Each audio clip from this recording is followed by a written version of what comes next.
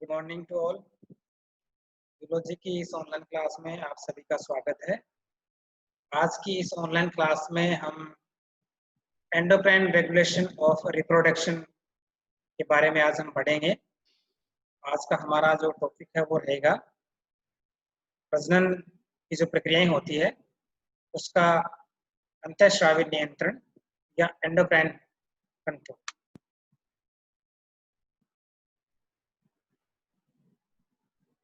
सबसे पहले हम एंडोक्राइन सिस्टम के बारे में जानेंगे। जैसा कि हम जानते हैं कि हमारे शरीर में एक एंडोक्राइन सिस्टम काम करता है जिसमें अनेक ग्रंथियां शामिल होती है और इस सिस्टम में आने वाली जो ग्रंथियां हैं वो सभी एंडोक्राइन ग्लैंड कहलाती है। यानी हमारे शरीर में कुछ ऐसी ग्रंथियां पाई जाती है जो डक्ट लेस होती है, यानी वाहिनी विहीन ऐसी ग्रंथियां जो डक्ट लेस होती है, जिनमें किसी प्रकार की डक्ट या कैनाल नहीं पाई जाती, उन सभी ग्रंथियों को हम एंडोक्राइन ग्लैंड कहेंगे। तो इन ग्रंथियों में किसी प्रकार की डक्ट या कैनाल नहीं होने के कारण इन ग्रंथियों से निकलने वाला जो स्राव है या कहें जो बायोकेमिकल है वो सीधे ही ब्लड में ट्रांसफर किया जाता है। अतः हमारे शरीर में वाहिनी विहीन या डक्ट लेस जो ग्रंथियां हैं वो एंडोक्राइन ग्लैंड होती है और ये सभी ग्रंथियां मिलकर एंडोक्राइन सिस्टम का काम करती है। और इन ग्रंथियों से निकलने वाले स्राव या कहें बायोकेमिकल को हम हार्मोन कहेंगे और ये ग्रंथियां अपने स्राव या हार्मोन को सीधे ही ब्लड में ट्रांसफर कर देती है और ब्लड के थ्रू ही ये हार्मोन या बायोकेमिकल अपने टारगेट ऑर्गन तक पहुंचता है। यानी इन ग्रंथियों में इनके स्राव को ले जाने के लिए किसी प्रकार की डक्ट या वाहिनी नहीं पाई जाती। एक बार फिर से हम देखें कि ये जो एंडोक्राइन ग्लैंड होती है इनमें किसी प्रकार का कैनाल या डक्ट नहीं होती है, ये हार्मोन को सीधे ही ब्लड में ट्रांसफर करती है। और दूसरी होती है एक्सोक्राइन ग्लैंड जो जिनमें की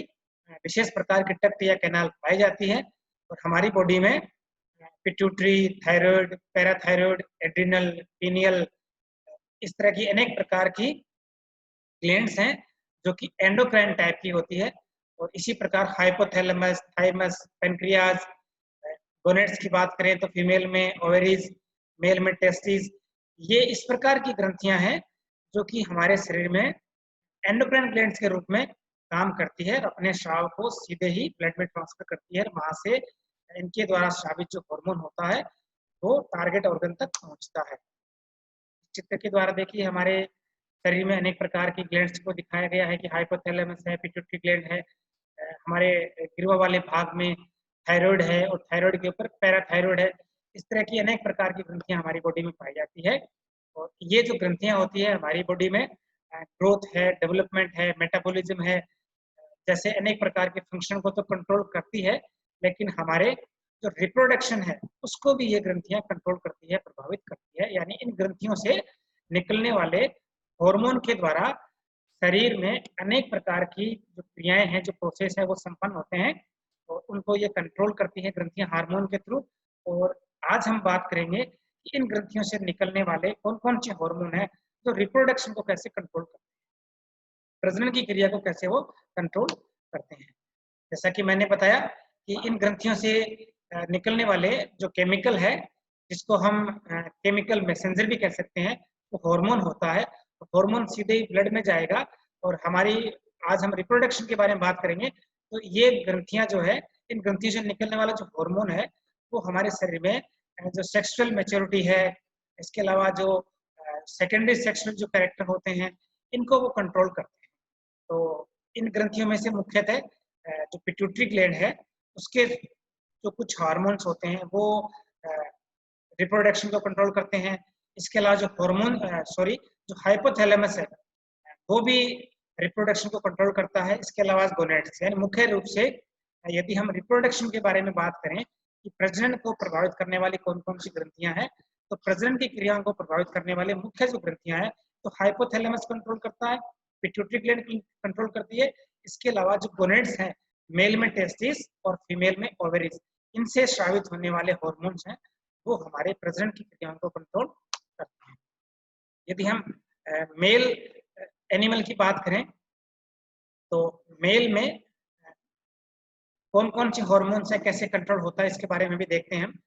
हाइपोथैलेमस से जीएनआरएच रिलीज होता है, gonadotropin releasing hormone release, hypothalamus से जीएनआरएच रिलीज होता है और ये हार्मोन पिट्यूटरी ग्लैंड की अग्रपाली यानी एंटीरियर पिट्यूटरी को ये स्टिमुलेट करता है, जिससे कि एंटीरियर पिट्यूटरी से दो गोनेडोट्रोपिन हार्मोन निकलते हैं जिन्हें हम एफएसएच और एलएच कहते हैं। यानी हाइपोथैलेमस से जीएनआरएच का स्राव हुआ जो कि पिट्यूटरी में पहुंचता है और पिट्यूटरी ग्लैंड से एफएसएच और एलएच नामक दो गोनेड्स को प्रभावित करने वाले हार्मोन्स है वो रिलीज होते हैं। एफएसएच का पूरा नाम है फॉलिकल स्टिमुलेटिंग हार्मोन और एलएच का पूरा नाम है ल्यूटिनाइजिंग। इस तरह से ये दोनों हार्मोन जो है वो हमारे रिप्रोडक्शन को डायरेक्टली प्रभावित करते हैं। जो एफएसएच हार्मोन होता है वो मेल में जो मेल ऑर्गन्स हैं, गोनेड्स हैं, तो टेस्टिस है उसको प्रभावित करता है और टेस्टिस में पाए जाने वाले जो सेमिनिफेरस ट्यूब्यूल्स होती है, शुक्र जनन नलिकाएं हैं, उनकी ग्रोथ को कंट्रोल करता है और इन सेल इन नलिकाओं में स्पर्मेटोजेनेसिस की जो प्रक्रिया होती है उसको कंट्रोल करता है और वहां पर सर्टोली सेल्स है उनको कंट्रोल करता है। इस तरह से जो एफएसएच हार्मोन होता है वो टेस्टिस को कंट्रोल करता है और टेस्टिस के भीतर चलने वाले शुक्राणुजनन की क्रिया को वो प्रभावित करता है, उसको नियंत्रित करता है। दूसरा जो हार्मोन होता है जो पिट्यूटरी से निकलता है वो एलएच या ल्यूटिनाइजिंग हार्मोन होता है, जो कि टेस्टिस के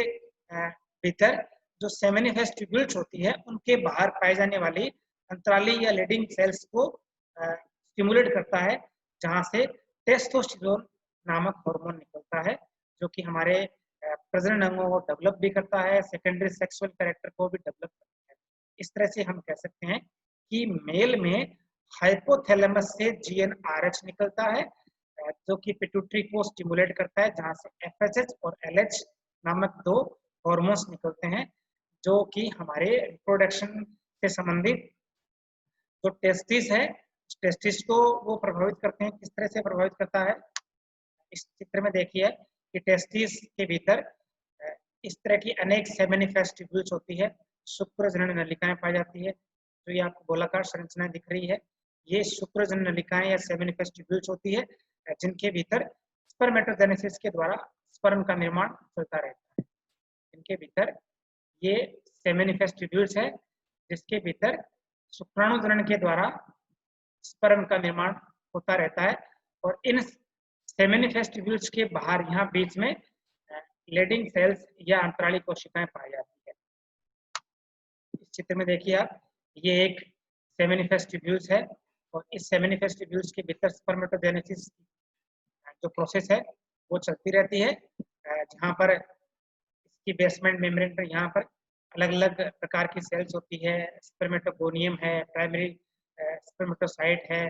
सेकेंडरी स्पर्मेटोसाइट है, स्पर्मेटिड है और लास्ट में ये सेल्स है वो स्पर्म में कन्वर्ट हो जाती है और इनके बीच बीच में बड़े आकार की सेल्स होती है, सर्टोली सेल्स, ये पाई जाती है। तो हाइपोथैलेमस से जब जीएनआरएच रिलीज होता है उससे एफएसएच और एलएच उसके नियंत्रण में पिट्यूटरी से निकलता है। तो एफएसएच हार्मोन जो होता है वो इस सेमिनिफेरस ट्यूब्यूल्स की ग्रोथ और डेवलपमेंट के लिए उत्तरदायी होता है, सर्टोली सेल्स को भी प्रभावित करता है और इसके भीतर चलने वाले ये स्पर्मेटोजेनेसिस की प्रोसेस को भी प्रभावित करता है। सेमिनिफेरस ट्यूब्यूल्स के बाहर यहाँ पर ये अंतराली कोशिकाएं या लीडिंग सेल्स पाई जाती है। तो ल्यूटिनाइजिंग हार्मोन जो पिट्यूटरी से निकलता है उसका टारगेट ऑर्गन ये सेल्स होती है, अंतराली कोशिकाएं, और एलएच हार्मोन के कारण ये अंतराली कोशिकाएं टेस्टोस्टेरोन हार्मोन को स्रावित करती है।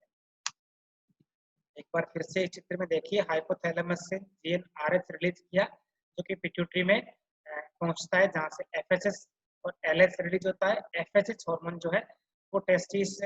को में सेमिनिफेरस ट्यूब्यूल्स को डेवलप करता है, स्पर्मेटोजेनेसिस को प्रमोट करता है और सर्टोली सेल्स को प्रभावित करता है। सर्टोली सेल्स से इनहिबिन नामक हार्मोन निकलता है, इनहिबिन, जिसका कि नेगेटिव फीडबैक पड़ता है एंटीरियर पिट्यूटरी ग्लैंड पे, जिससे कि इनका स्राव कम हो जाता है। इसी प्रकार जो एलएच हार्मोन होता है वो लीडिंग सेल्स या अंतराली कोशिकाओं को स्टिमुलेट करता है, जहां से टेस्टोस्टेरोन नामक हार्मोन निकलता है। इस तरह से मेल में इस तरह से जो FSH और LH हार्मोन होते हैं वो इस तरह से रिप्रोडक्शन को प्रभावित करते हैं। एक बार फिर से GnRH हाइपोथैलेमस से निकलता है, पिट्यूटरी FSH और LH निकालती है। FSH ये जो सेमिनिफेस ट्यूब्यूल्स है वहाँ पहुँचता है और वहाँ पर ये जो स्पर्मेटोजेनेसिस की जो प्रोसेस है, जहाँ पर स्पर्मेटोसाइट स्पर्मेटोगोनियम सेल्स होती है, उस क्रिया को प्रमोट करता है। LH हार्मोन है वो सेमिनिफेस ट्यूब्यूल्स के बाहर पाई जाने वाली लेडिंग सेल्स को टेस्टोस्टेरोन के लिए प्रमोट करता है और इन टेस्टोस्टेरोन हार्मोन के कारण जो स्पर्मेटोजेनेसिस की प्रोसेस है वो कंप्लीट होती है। यदि हम फीमेल रिप्रोडक्टिव सिस्टम की बात करें कि फीमेल के ऑर्गन्स को या फीमेल के रिप्रोडक्टिव सिस्टम को एंडोक्राइन ग्लैंड से निकलने वाले हार्मोन किस तरह से कंट्रोल करते हैं, तो इस चित्र के द्वारा आप देखिए कि हाइपोथैलेमस से अभी हम बात कर रहे थे मेल की, इससे पहले हमने बात की थी जो मेल एनिमल है उसकी बात की थी, जहां पर हाइपोथैलेमस से GnRH निकलकर पिट्यूटरी के द्वारा LH FSH साबित करता है वो मेल में किस तरह से हार्मोन कंट्रोल करते हैं। अभी तक हम इस बारे में बात कर रहे थे। अब हम बात करेंगे कि फीमेल में कौन कौन से हॉर्मोन्स होते हैं, किस तरह से फीमेल के रिप्रोडक्शन को प्रभावित करते हैं। फीमेल में भी हाइपोथैलेमस के द्वारा GnRH रिलीज होता है और पिट्यूटरी ग्लैंड को वो प्रभावित करता है, जिससे कि पिट्यूटरी ग्लैंड से FSH और LH हार्मोन है वो रिलीज होते हैं। यानी यहाँ मैं ये क्लियर कर देता हूँ कि मेल और फीमेल दोनों ही एनिमल के अंदर हाइपोथैलेमस से GnRH निकलता है और पिट्यूटरी को प्रभावित करता है GnRH, और पिट्यूटरी से FSH LH भी दोनों एनिमल में निकलते हैं, मेल में भी निकलेंगे और फीमेल में भी निकलेंगे। जबकि मेल में दोनों हार्मोन्स का काम मैंने अभी बता दिया आपको, फीमेल में इन दोनों हार्मोन्स का काम अलग है। जैसा कि पिट्यूटरी से निकलने वाला जो FSH हार्मोन है, जिसका पूरा नाम है फॉलिकल स्टिमुलेटिंग हार्मोन, यानी पिट्यूटरी से निकलने के बाद में जो FSH हार्मोन होता है वो ब्लड के द्वारा ओवरीज में पहुंचता है, फीमेल की ओवरी में पहुंचता है, जहां पर इस हार्मोन का जैसा नाम है कि फॉलिकल स्टिमुलेटिंग हार्मोन, तो फीमेल की ओवरी में पहुंचकर FSH हार्मोन फॉलिकल को डेवलप करता है। जो फीमेल में ओवरीज में जो फॉलिकल बनते हैं उन फॉलिकल का डेवलपमेंट है, मैच्योरेशन है, वो FSH हार्मोन के नियंत्रण में होता है। इसी प्रकार फीमेल में पिट्यूटरी से दूसरा हार्मोन निकलता है LH हार्मोन। इस LH हार्मोन के कारण फीमेल में कॉर्पस ल्यूटियम का निर्माण होता है और उस कॉर्पस ल्यूटियम से फिर आगे एस्ट्रोजन और प्रोजेस्टेरोन का श्रवण है वो भी इन हार्मोन के नियंत्रण में। इस तरह से हमने देखा FSH LH दोनों हार्मोन का मेल में अलग काम है और फीमेल में अलग तरह का काम है। चित्र में देखिए आप, हाइपोथैलेमस से GnRH निकलकर पिट्यूटरी में पहुंचता है और पिट्यूटरी से फॉलिकल स्टिमुलेटिंग हार्मोन यानी FSH निकलता है जो कि फीमेल की ओवेरी में पहुंचता है। इस चित्र को यहाँ दिखाया गया है और ओवेरीज के भीतर, ओवरी के भीतर जो फॉलिकल का डेवलपमेंट होता है वो FSH के नियंत्रण में होता है और दूसरा हार्मोन LH है, ल्यूटिनाइजिंग हार्मोन, जो कि ओवरी में पहुंचकर कार्पस ल्यूटियम निर्माण की प्रक्रिया को प्रमोट करता है। इस चित्र में देखिए आप कि हम जानते हैं कि फीमेल में जो फीमेल गोनेड्स है, जो ओवेरी है, ओवेरी में फॉलिकल का डेवलपमेंट इस तरह से चलता रहता है कि यहाँ पर देखिए आप प्राइमरी oocyte को दिखाया गया है। जिस तरह से मेल में स्पर्मेटोजेनेसिस से स्पर्म बनते हैं, उसी प्रकार फीमेल में oogenesis के द्वारा ओवम या अंडे का निर्माण होता है और oogenesis के प्रारंभ में यहाँ देखिए प्राइमरी oocyte नामक सेल होती है जो बाद में प्राइमरी फॉलिकल में कन्वर्ट हो जाती है और ये फिर आगे डेवलप होती हुई सेकेंडरी फॉलिकल में, फिर टर्सरी फॉलिकल में या कहें ग्राफिन फॉलिकल में या मैच्योर फॉलिकल बन जाता है। और इस फॉलिकल में जो oocyte है आगे चलकर जब ओव्यूलेशन होता है, यह जो oocyte है ये बाहर निकल के ओविडक्ट में चला जाता है, यानी ये ओवेरी है और यहाँ से जो ग्राफियन फॉलिकल है, जो मैच्योर फॉलिकल है, इसके भीतर जो oocyte है, जो ओवम है, ये इस तरह से बाहर निकल जाता है जो कि ओविडक्ट में चला जाता है। इस तरह से फॉलिकल का जो बाकी बचा हुआ भाग है, ये जो भाग है वो ऐसी संरचना बना लेता है, इसको हम कहेंगे कॉर्पस ल्यूटियम। इस तरह से कॉर्पस ल्यूटियम का बनना यानी जब ओव्यूलेशन हो गया, जब अंडोत्सर्ग हो गया, जब अंडा बाहर निकल गया, उसके बाद में फोलिकल का जो बचा हुआ भाग है वो कॉर्पस ल्यूटियम बना लेता है और कॉर्पस ल्यूटियम बनकर फीमेल के हार्मोन एस्ट्रोजन प्रोजेस्टेरोन का स्राव करता है और इस क्रिया को हम बोलेंगे, यानी कार्पस ल्यूटियम का बनना बने रहना, इस संरचना को इस मेथड को या कहें इस प्रक्रिया को हम बोलेंगे ल्यूटीन भवन या ल्यूटिनाइजेशन। इस पूरी प्रक्रिया को कंट्रोल करता है एलएच, यानी फीमेल में पिट्यूटरी से निकलने वाला जो एलएच हार्मोन है वो इस ल्यूटीन भवन की क्रिया को कंट्रोल करता है। इस चित्र में एक बार फिर से देखिए आप कि फीमेल एनिमल में हाइपोथैलेमस से जीएनआरएच यानी गोनेडोट्रोपिन रिलीजिंग हार्मोन स्रावित होता है और पिट्यूटरी में पहुंचता है। पिट्यूटरी से फीमेल में दो हार्मोन निकलते हैं, एफएचएस और एलएच, और ये दोनों हार्मोन मेल में भी निकलते हैं, लेकिन मेल में इनका काम अलग है, टेस्टिस में काम है इनका, या फीमेल में ओवेरी है। तो ये दोनों हार्मोन एफएचएस और एलएच दोनों हार्मोन ओवेरी में पहुंचते हैं और ओवेरी में जैसा कि मैंने बताया कि जो एफएचएस हार्मोन है ये फॉलिकल को डेवलप करता है, मैच्योर करता है। एलएच हार्मोन जो है ओव्यूलेशन के बाद में फॉलिकल का जो बाकी बचा हुआ जो भाग है, जब ओव्यूलेशन हो गया, ओव्यूलेशन के बाद में जो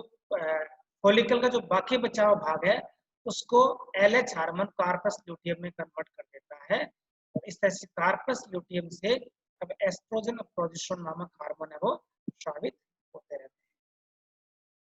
इस तरह से आज की इस ऑनलाइन क्लास में हमने देखा कि किस तरह से जो एंडोक्राइन सिस्टम है जिसमें अनेक ग्रंथियां आती है, उनमें से मुख्यतः हाइपोथैलेमस, पिट्यूटरी और स्विम गोनेड्स, इनके द्वारा निकलने वाला जो बायोकेमिकल है जिसे हमने हार्मोन या केमिकल मैसेंजर भी नाम दिया है, और इस केमिकल मैसेंजर के द्वारा जो रिप्रोडक्शन क्रिया है वो प्रभावित होती है। और हम जानते हैं कि मेल या फीमेल इन दोनों ही में पिट्यूटरी ग्लैंड्स पाई जाती है जो कि एंडोक्राइन सिस्टम की मुख्य ग्रंथि होती है और इस ग्रंथि के ऊपर हाइपोथैलेमस है वो कंट्रोल करता है और मेल फीमेल दोनों ही के लिए हाइपोथैलेमस से जीएनआरएच गोनेडोट्रोपिन रिलीजिंग हार्मोन निकलता है जो कि मेल में भी जाता है और फीमेल में भी जाता है या स्रावित होता है। और ये दोनों ही मेल फीमेल दोनों ही में पिट्यूटरी ग्लैंड को प्रभावित करते हैं और मेल फीमेल दोनों ही में पिट्यूटरी से एलएच और एफएचएस, यही मेल में निकलेगा एफएचएस और एलएच और यही फीमेल में निकलेगा एफएचएस और एलएच। इस तरह से हम कह सकते हैं कि पिट्यूटरी ग्लैंड के द्वारा रिप्रोडक्शन से संबंधित दो हार्मोन निकलेंगे, एक तो एफएचएस निकलेगा यानी फॉलिकल स्टिमुलेटिंग हार्मोन और एक एलएच हार्मोन निकलेगा यानी ल्यूटिनाइजिंग हार्मोन। इन दोनों हार्मोन के मेल फीमेल दोनों में अलग अलग फंक्शन होता है। मेल में एफएचएस का काम होता है सेमिनी फेस्टिकल्स को डेवलप करना, स्पर्मेटोजोइड्स को प्रारंभ करना, और मेल में एलएच हार्मोन का काम है अंतराली कोशिकाओं के द्वारा टेस्टोस्टेरोन का स्राव। इसी प्रकार फीमेल में एफएचएस हार्मोन का काम है फॉलिकल को डेवलप करना, मैच्योर करना, और फीमेल में एलएच हार्मोन का काम है ओव्यूलेशन के बाद में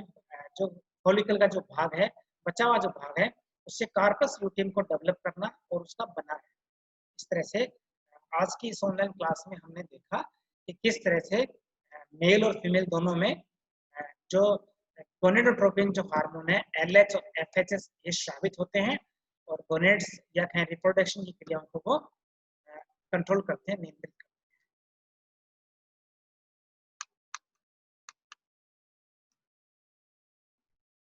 थैंक यू।